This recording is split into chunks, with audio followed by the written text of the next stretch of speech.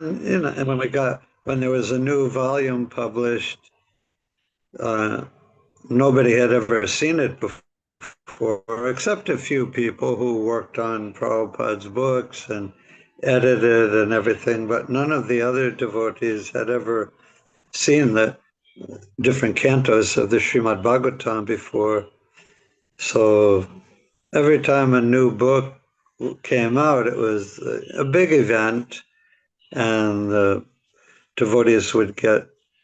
They used to have a big full truck that devotees from Los Angeles drove all over the country from the BBT warehouse in Los Angeles and distributed, brought the cases of books to all the different temples in the United States. So it was a very big event. And as soon as a new volume came out, it wasn't sets of books that came out then. We distributed each individual canto and each individual volume of the Bhagavatam as soon as it came out. They were just cases of individual volumes. So the devotees took them out. It didn't matter. Second canto, third canto, fifth canto, seventh canto, whatever came out at that time. The devotees just took them out immediately. I read them. Of course, devotees were pretty well educated back then because the books were coming out one at a time, and everybody wanted to read the latest volume of Bhagavatam that came out. So the devotees were in almost all cases, the devotees were very well read in Prabhupada's books. And he just took them out in the streets and in the parking lots and just distribute them.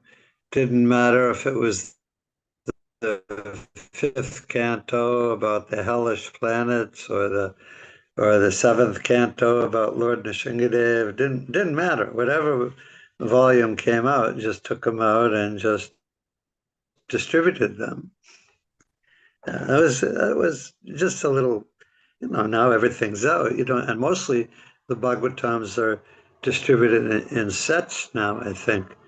But that's the way it is here in Boston. But at that time, sets weren't distributed, except life members got sets or standing orders for sets, or libraries got them. But everyone else just got individual volumes of whatever was out.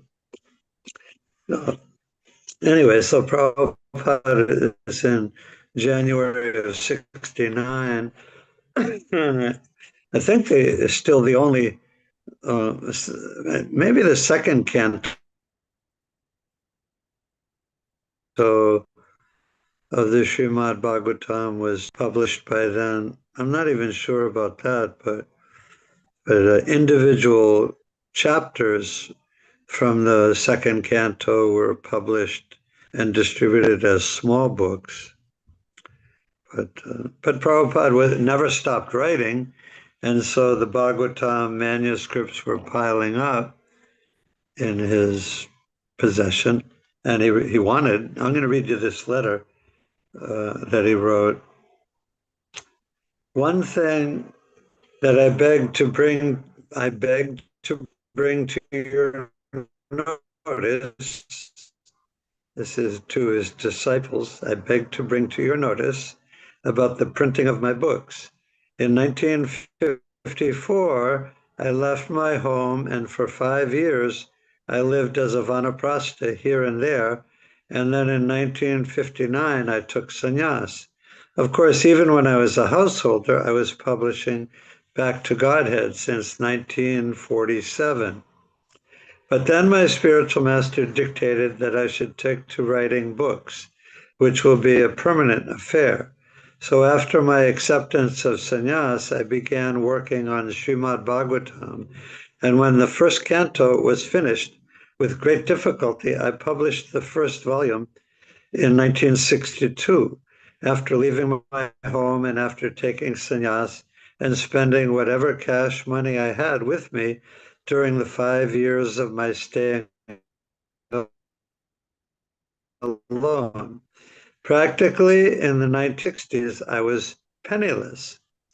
Therefore, I had to quickly take to publication of the first volume, and after that, I got some money, just enough to pull on. In this way, I published the second volume in 1963 and the third volume in 1965.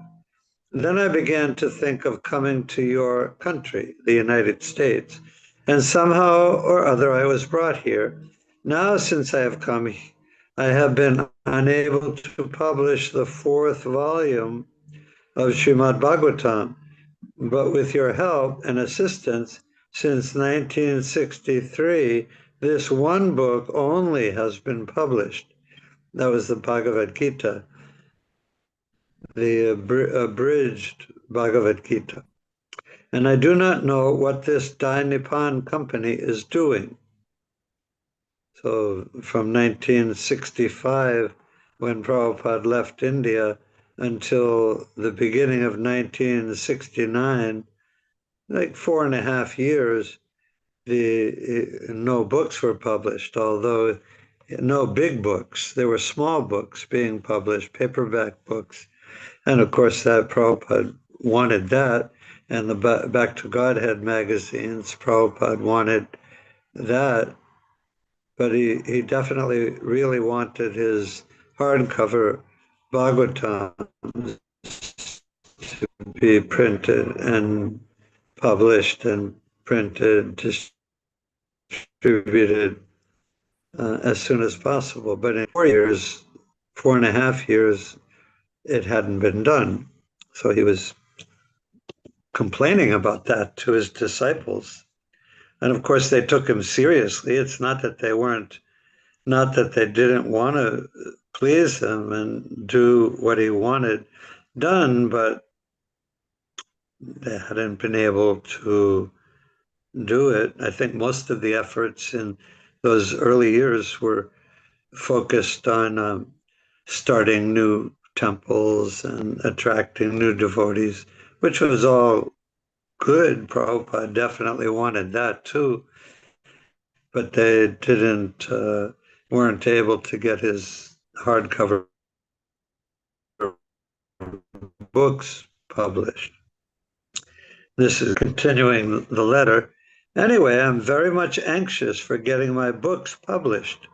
The manuscripts which I presently have may be converted into 8 different books of the same size which I generally publish, 400 pages, but I do not know how I will get them published. Whatever is done is done. I am now very much serious about printing my books. There may be 3 sources for their printing. One source is that if the Macmillan Company is interested to publish my books, that will be a great relief. I do not mind for the profit concerned, but I want to see them published. The author wants to make money. They're interested in the profit. And of course, Prabhupada wanted profit, but definitely in the beginning, his primary concern was just to get the books out, get them published, and start distributing them. The key thing is the knowledge. And of course, the Lakshmi, the money did come and is continuing to come now. But in the beginning, Prabhupada was just concerned about getting them published. Anyway, the Macmillan Company, if they had taken the response to print all of Prabhupada, good, because they're a huge publishing company and they could get their books placed in all the bookstores all over the United States and probably Europe and wherever they had agents. Macmillan was one of the biggest publishers. But so that would have been excellent. Anyways, Prabhupada, he says the other option was the Dai Nippon printing company in Japan, and the other option was to start Prabhupada for the devotees to have their own press. And they tried that, but it ended up not being very visible because it was none of the print very efficiently, and they certainly couldn't print on a large scale. They had one old printing press that they had gotten secondhand, and they were doing the best they could, but ISKCON was demanding, and Prabhupada was demanding huge numbers of books to be printed and distributed. Okay. Prabhupada decided to restrict his weekly temple visits to Sundays. For the devotees in Los Angeles, Sunday became the high point of the week. Sunday was the focal point of the devotees' preaching.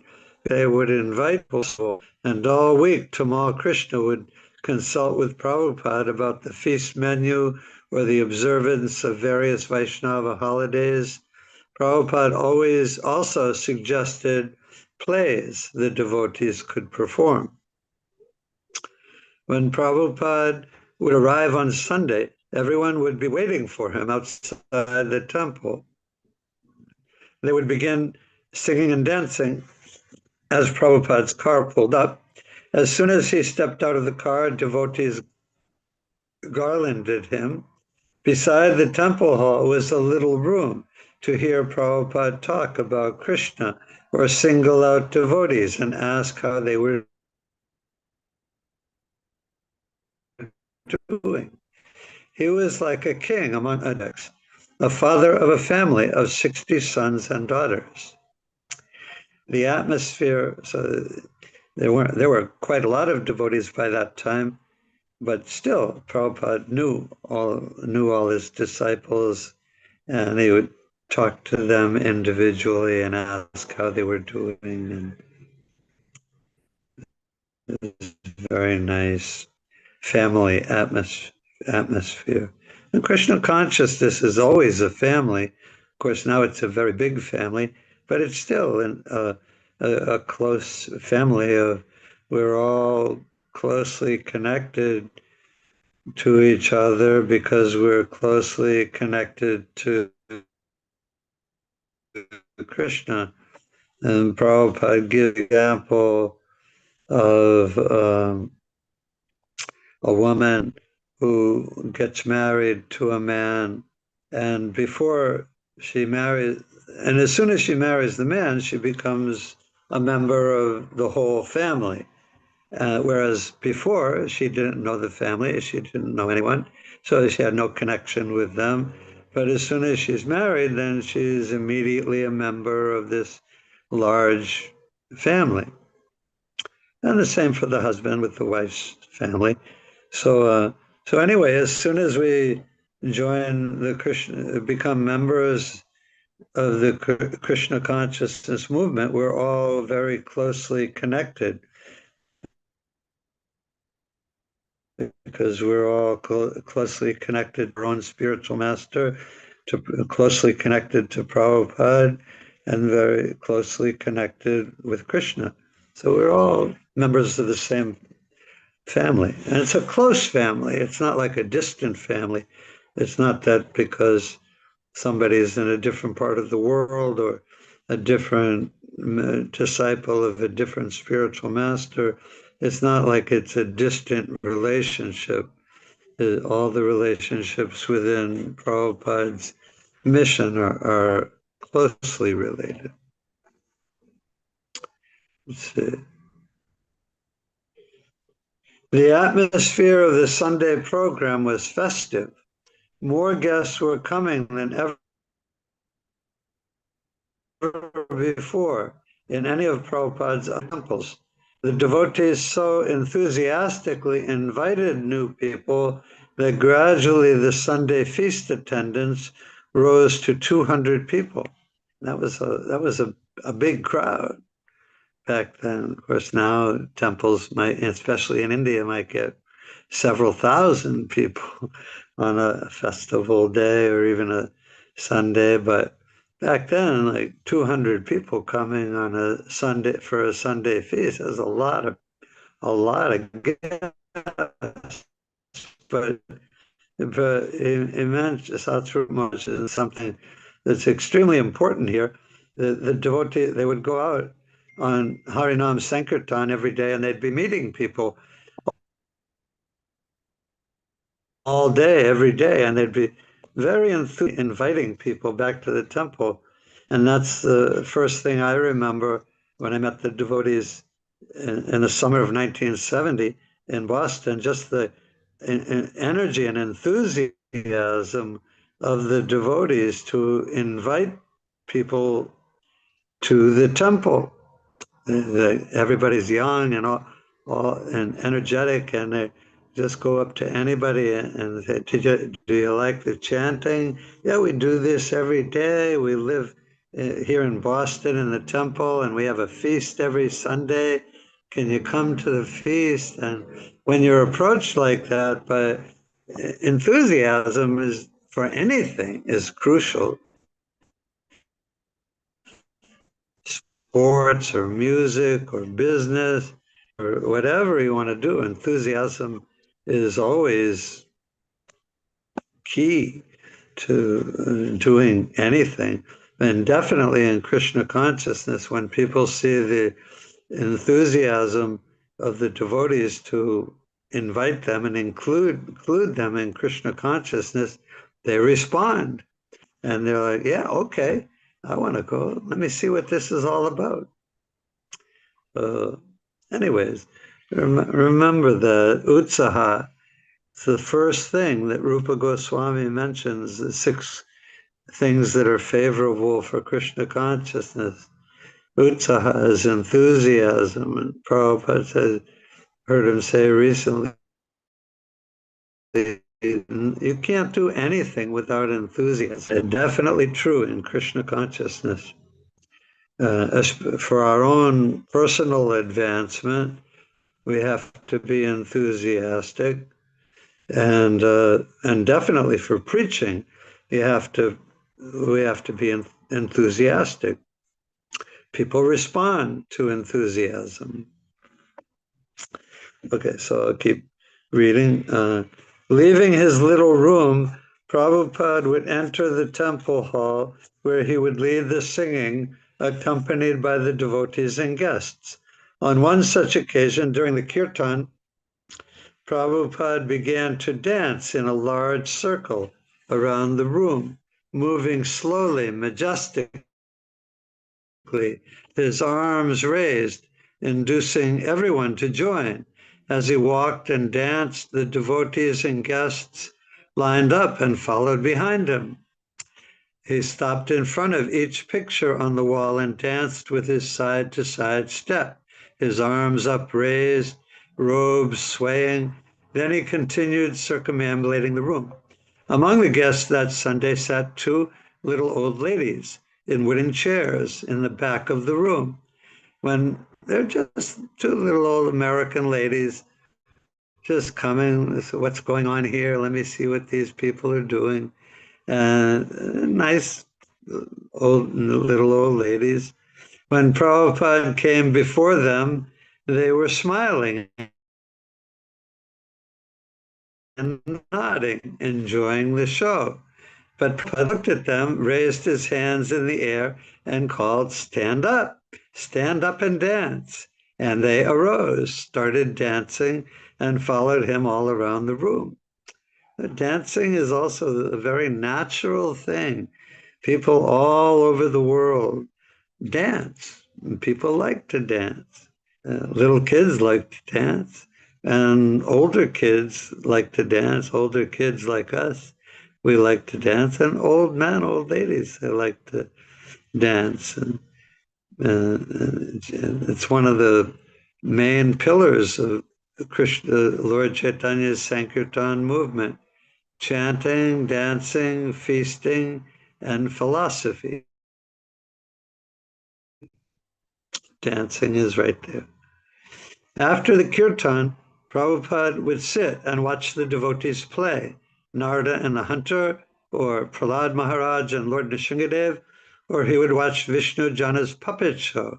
Then he would join the devotees for the Sunday feast. And that was another thing that devotees frequently did, like Sunday feasts for the guests would be puppet shows.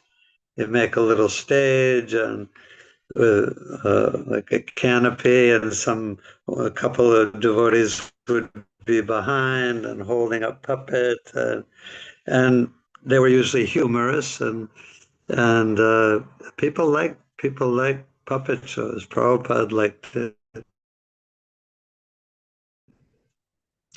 and he liked just plays where the devotees would act out the parts.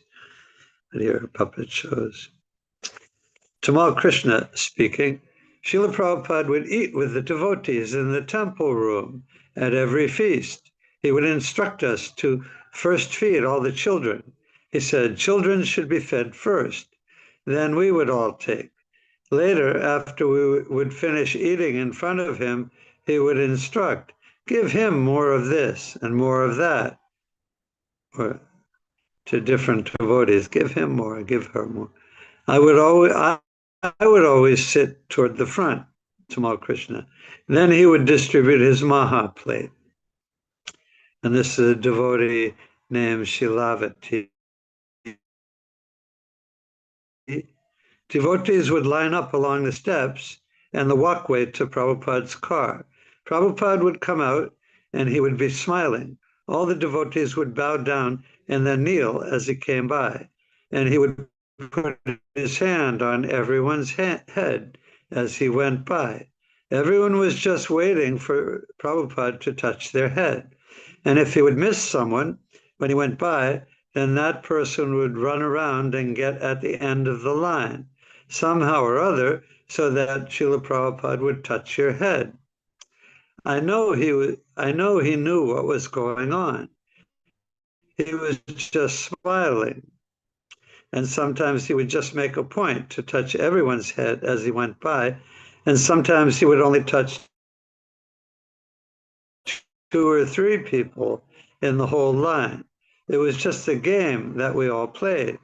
Then he would get into the car and everyone would just converge on the car. Then after he left, everyone had something to say, like, did you see him do this? Did you hear him say that?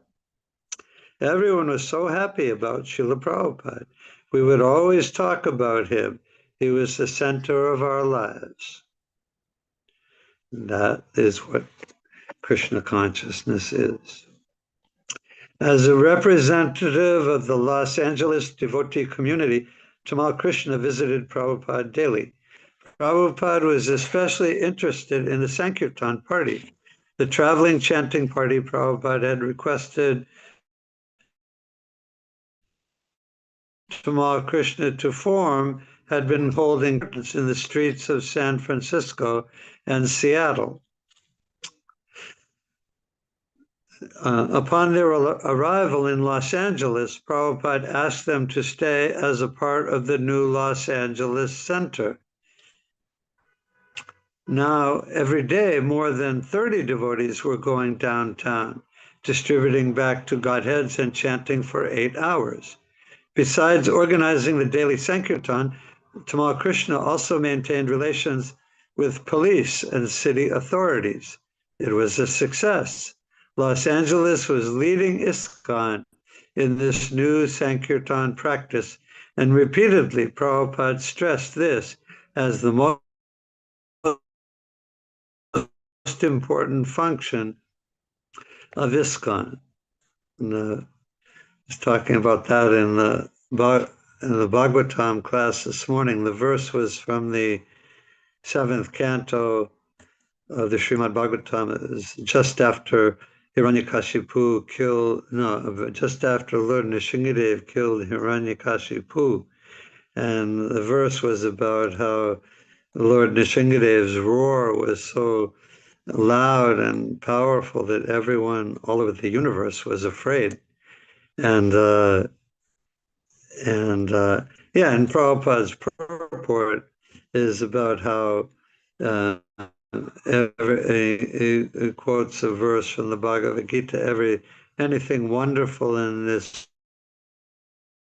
world, or anything wonderful that we see, all these wonderful things that Krishna does spring but from a spark, a tiny spark of my splendor. Like this universe, to us, this universe is really big, but to Lord Mahavishnu, the one universe is like a mustard seed in a bag full of mustard seeds. And millions and millions of universes are emanating from the pores of Mahavishnu when he exhales. So, but to us, the universe is like inconceivably great. But all these wonderful things, the sun and the moon and the Himalaya mountains, the oceans, these incredible things that we see all around us just in this world, they spring just from a spark of Krishna's splendor. So, yeah, Prabhupada was talking about the wonderful, incredible things that Krishna does so easily. But the most wonderful thing is in Vrindavan. There's a chapter in the Krishna book called Wonderful Krishna, where the cowherd men are just talking about all the wonderful things that Krishna has already done just in a few years in Vrindavan, killing huge demons and lifting Govardhan Hill. So so the most wonderful things beyond anything in the material realm is just Krishna's personal pastimes. First and foremost with gopis, the cowherd boys, Mother Yashoda, Nanda Maharaj. These are the most wonderful things. To the materialists, they're just stories, but to the devotees, the pastimes of Krishna are the most wonderful thing, and they're the inspiration for us to become pure and lovers of Krishna and want to go back and take part in Krishna's pastime. But right now, at the present moment, we're already taking part in the Sankirtan movement, Chaitanya, just going to the morning program, japa, and by reading about Krishna and hearing about Krishna and accepting a bona fide spiritual master and disciplic succession. We're right now, right at this moment, we're taking part in Lord Chaitanya's Sankirtan movement. Don't have so much realization yet, but you can understand that it's a fact. The pure devotees, the great souls are all around us. We're following Prabhupada's example and instructions. We're members of Lord Chaitanya's Sankirtan party, which is not different from Krishna's pastimes with his intimate associates there. So yeah, so we're right now we're in the Sankirtan movement, and as time goes on, we'll understand it more and more. The realization will increase. Yeah. Okay, so I'll read a little, just read a little bit more. Because Tamal Krishna was Prabhupada's man for organizing the devotees, Prabhupada carefully trained him in managing. Sometimes Prabhupada would show Tamal Krishna a letter he had received asking for his response. Tamal Krishna would suggest a reply, and then Prabhupada would the particular answer this letter required. So Tamal Krishna Maharaj had very close training by Prabhupada from the very beginning. Of course, many of Prabhupada's disciples had very close training by Prabhupada, and Tamal Krishna Maharaj was certainly one of his most trusted and relied upon leaders from as soon as he came, almost as soon as he came. Prabhu, yeah, some of these, it's good to know about some of these. All the devotees are important, but it's good to know about some of these individual early days who took so much responsibility and did so much service on Prabhupada's behalf. And of course, it's still being done today. There are so many great leaders in ISKCON now that are doing incredible service, and they're still being trained by Prabhupada. They're still being trained by Krishna in their heart, and that's how it's still happening, and it will always happen. There will always be most people, most devotees like me. Most devotees are followers. We need leadership, and some people have natural leadership qualities, and we should be grateful for the leaders in ISKCON who have that potency and have that ability to do. We should be grateful for them. Let's see. Prabhupada usually ate his lunch alone, but one day he invited Tamal Krishna to have lunch with him. When prasadam was served, Tamal Krishna asked, "How should we eat, Prabhupada? Which things should we eat first?" And Prabhupada said, "In eating, there is no hard and fast rule." But Tamal Krishna watched his spiritual master take prasadam, knowing there was an art. Whatever Prabhupada would eat, Tamal Krishna would also eat bite by bite. Prabhupada encouraged him to eat to his full satisfaction. After eating and washing, Prabhupada said, "Now let us talk a little."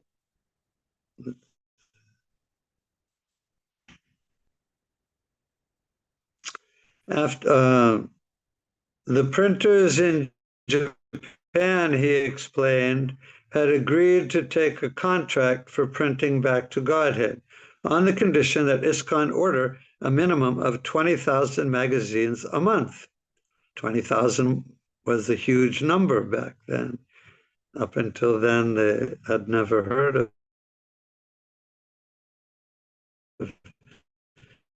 20,000 Back to Godhead, maybe 3 or 4 or 5,000 or something, spread out, or maybe 10,000 among quite a few temples by that time.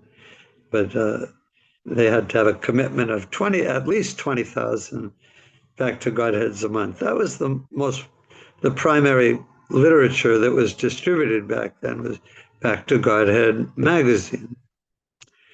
They are first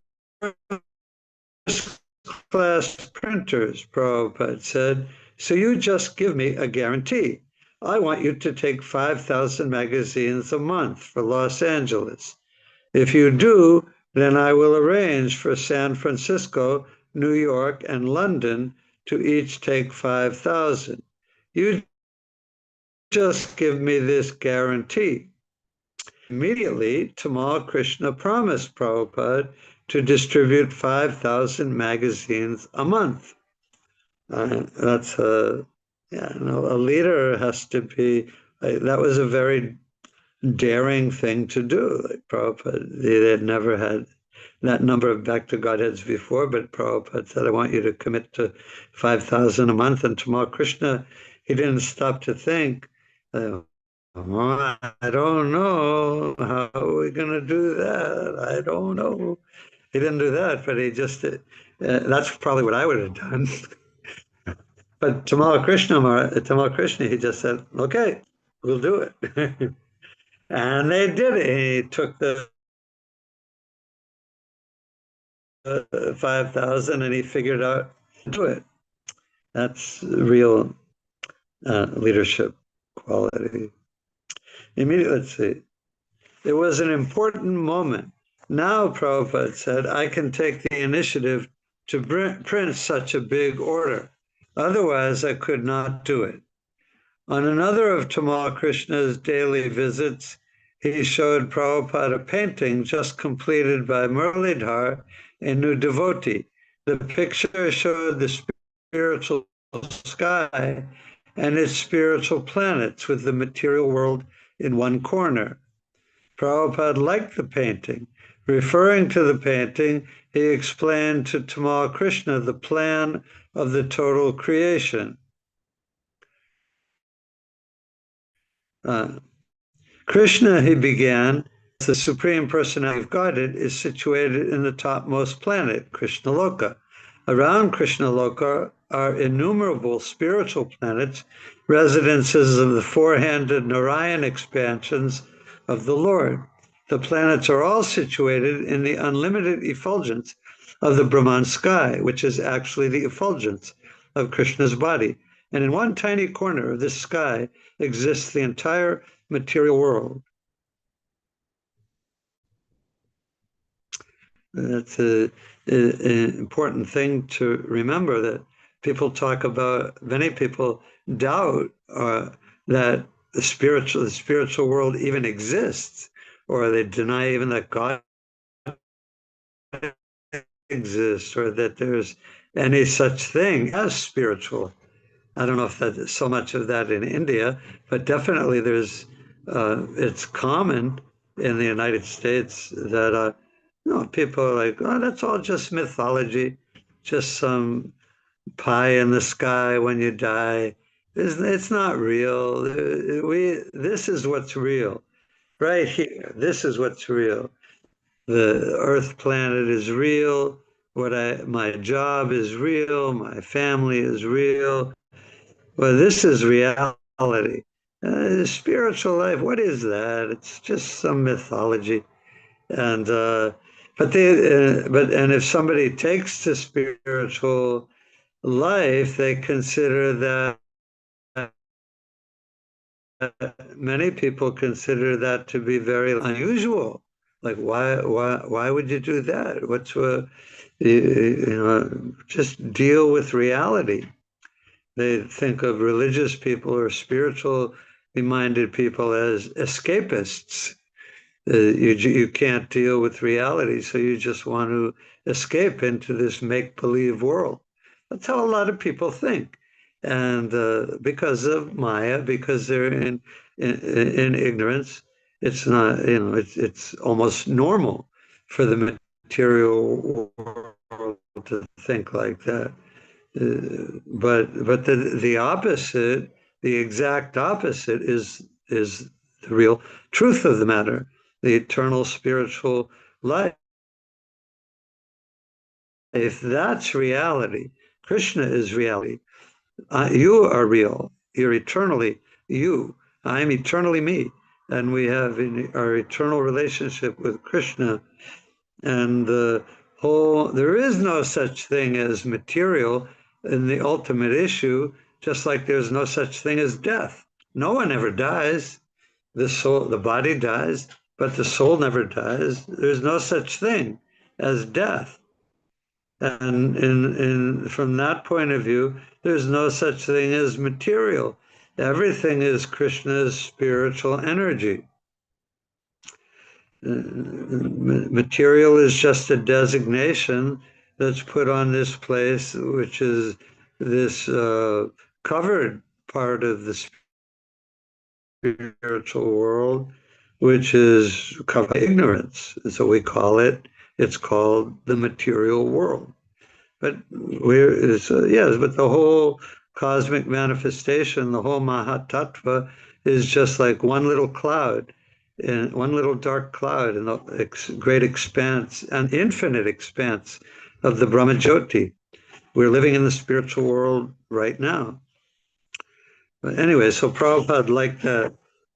painting. Oh, and this is a well-known conversation between Prabhupada and Tamal Krishna. I'm sure you've heard this one before. Probably have heard this one before. Let's see. The planets are all situated. This is Prabhupada speaking. The planets are all situated in the unlimited effulgence of the Brahman sky, which is actually the effulgence of Krishna's body. And in one tiny corner of this sky exists the entire material world. The material world emanates from Lord Krishna's expansion, Mahavishnu, who has innumerable material universes emanating from his breathing and from the pores of his body. Within each universe, Mahavishnu then further expands as Garbhodakshaya Vishnu, who generates the planets within the universe.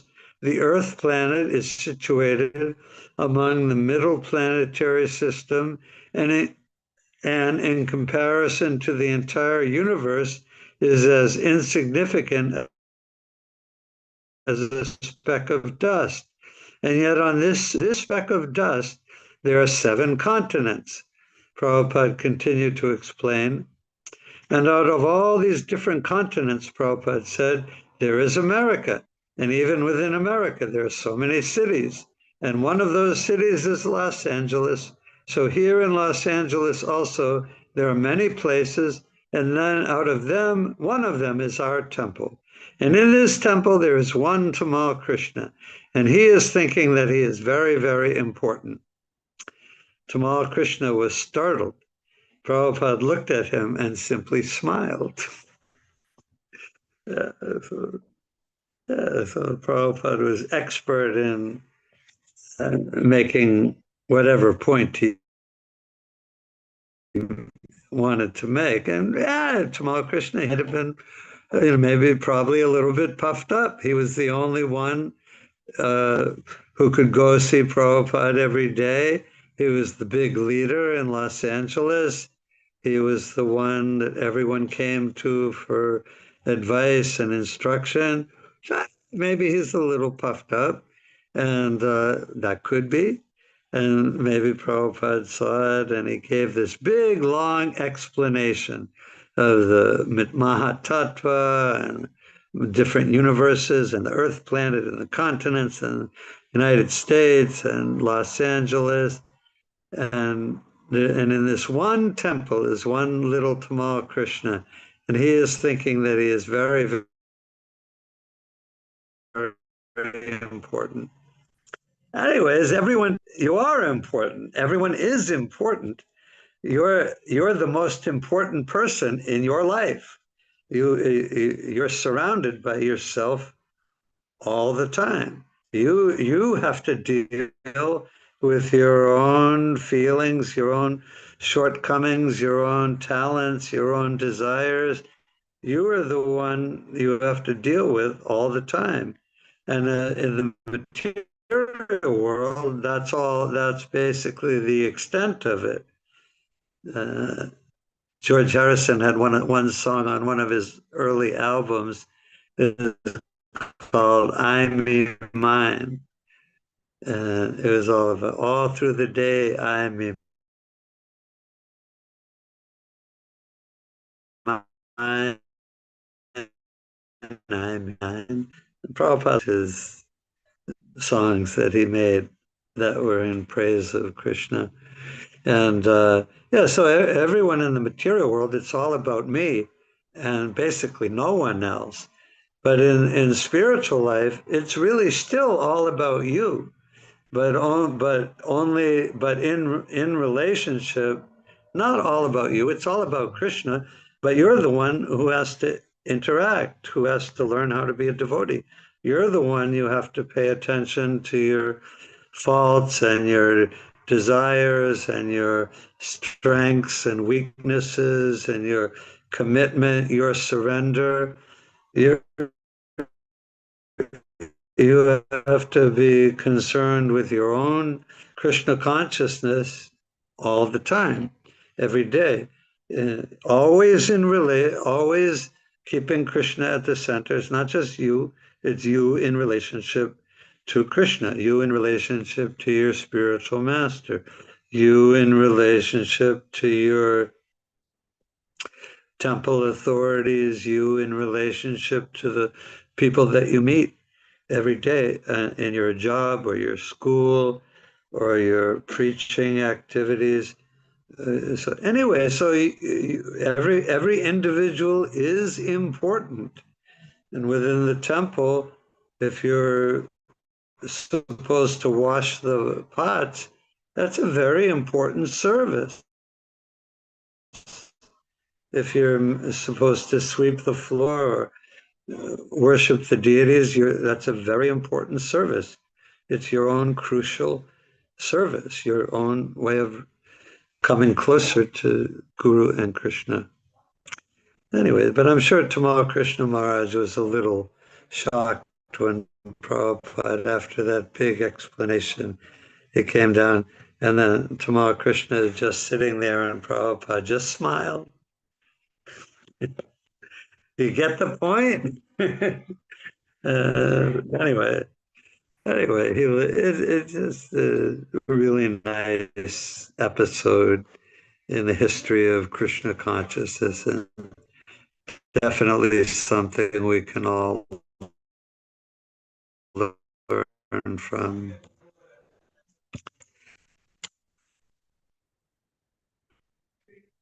When I say it's, you're concerned about you, I think everyone knows the point I'm making. We're definitely not self-centered in the bad sense, but we are self-centered in the sense that I'm who I know, you're who you know, and you have to live with yourself in relationship to all the other devotees, in relationship to Guru and Krishna. Anyway, I don't want to beat that point to death, but it's something I think about sometimes. I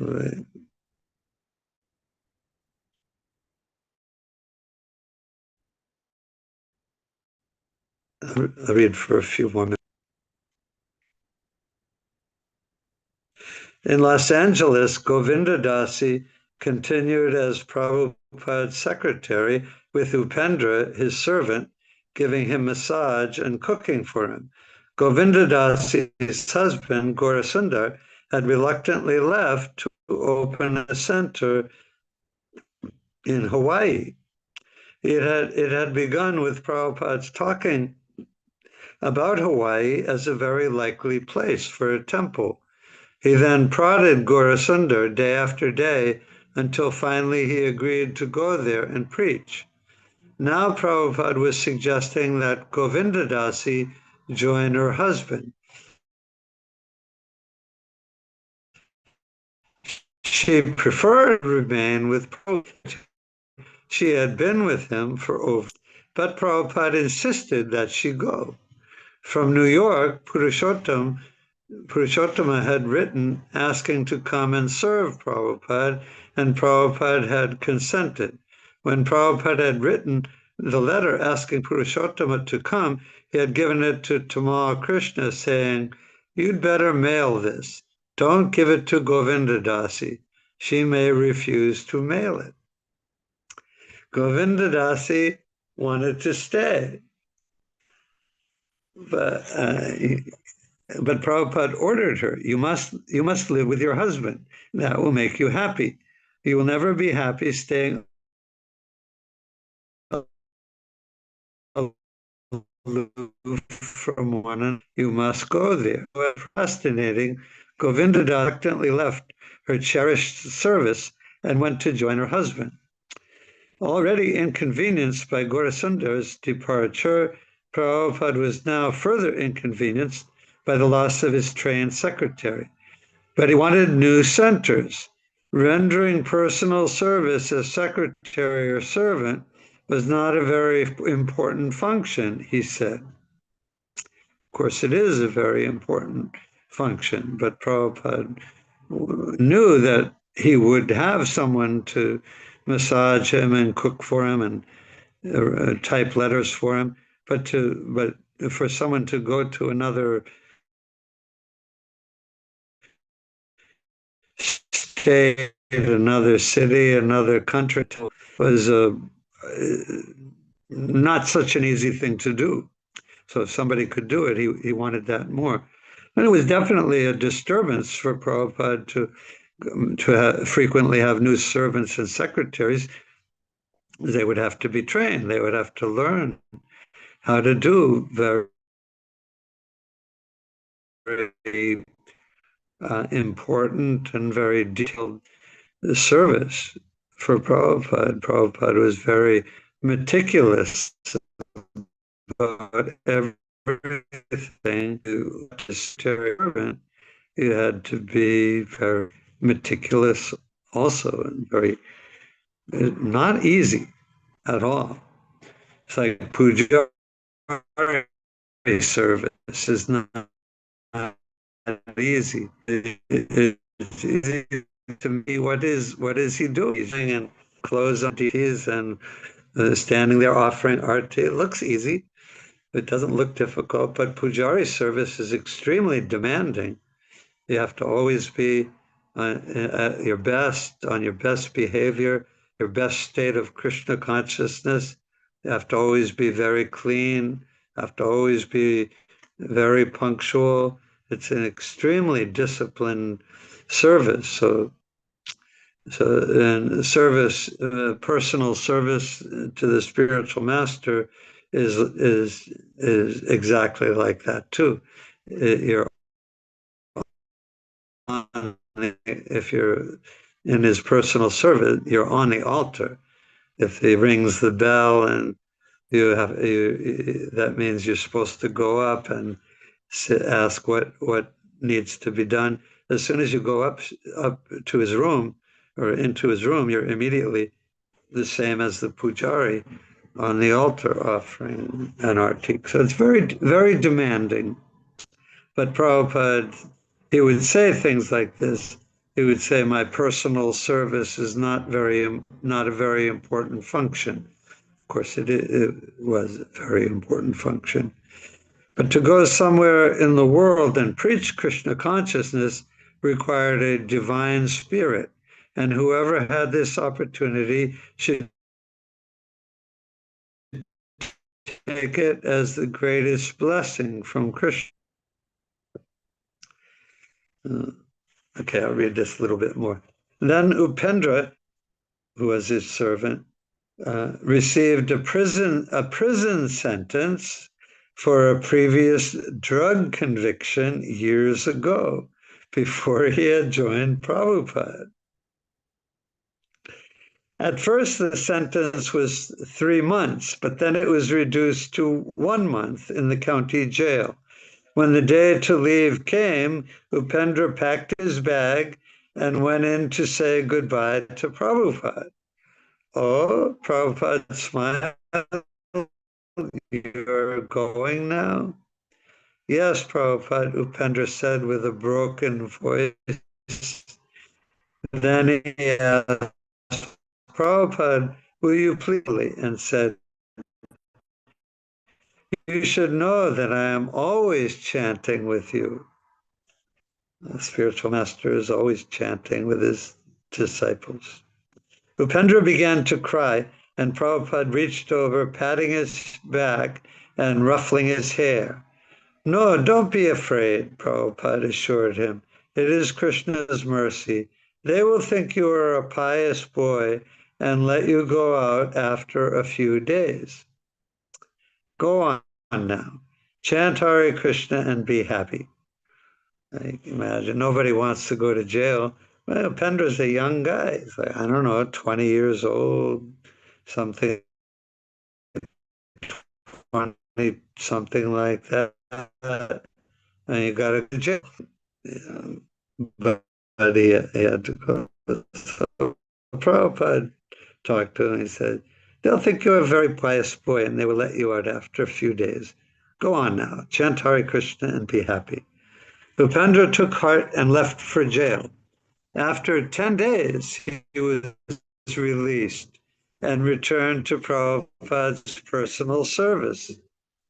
So Prabhupada was right about that too. He had a sentence of 3 months that was cut down to 1 month, and then they did let him go after only 10 days. At this time, Prabhupada began speaking to Upendra about preaching in Australia. A devotee in New York had written Prabhupada about starting a center in Australia, mentioning Upendra's name. At first, Upendra was dead set against it, but Prabhupada smiled gently and said, "Yes, I think you should go. But I'm doing your cooking," Upendra. "And I can cook," Prabhupada replied. "You are doing better." "You're not joking then?" Upendra asked. No, Prabhupada wasn't joking, and Upendra left for Australia. Okay, we're going to stop reading there. Does anyone have anything they want to talk about in that, or anything else?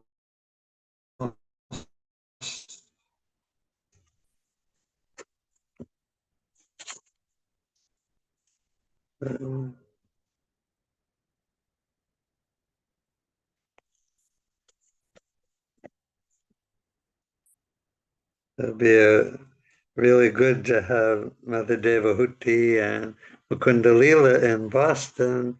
Sorry to take them away from you.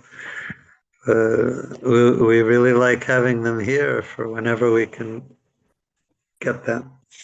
They liven up the temple a lot. Yeah. Okay. All glories to Srila Prabhupada.